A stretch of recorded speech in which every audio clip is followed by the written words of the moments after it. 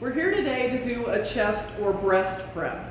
First, we want to make sure to have all of our supplies. I've placed my drip towels underneath my patient. I have my Chloraprep because Chloraprep is the gold standard. It lasts longer. And I've got my sterile gloves in my trash can. So I'm once again going to open my Chloraprep without contaminating the container. Open my sterile gloves and don them.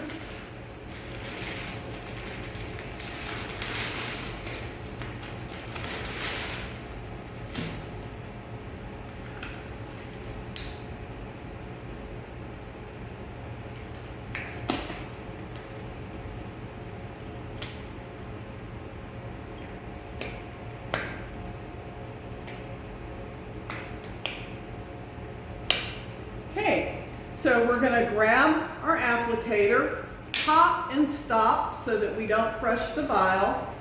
We will not use our Q-tips at this point, and we also want to make sure not to shake it. Now, if we're doing a breast prep, sometimes we have a needle localization prior to the procedure, and they will come in with a very long wire sticking out of somewhere in their breast. This is to mark the specimen. You want to get your wire cutters from your surgical tech and nip it until you have a couple of inches hanging up and not the big long wire. Once we start, you would take the wire, and what I do is bend it over and make sure to clean it with some prep. Go from the other side, flip it the other way, and clean it with some prep. We do not want to rub the wire as we would displace it. After the wire stands back up, you can start your 30-second scrub over wherever your incision site is, working around the wire.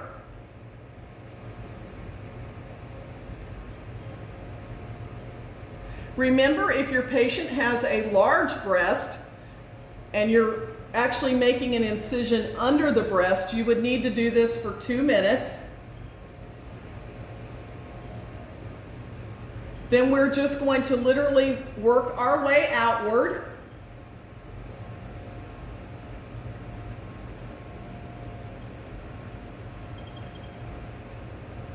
Coming to just above your belly button or umbilicus, midway through the chest if it happened to be the left side, on the far side of the breast, up to the top of the shoulder, and to the bottom of the neck.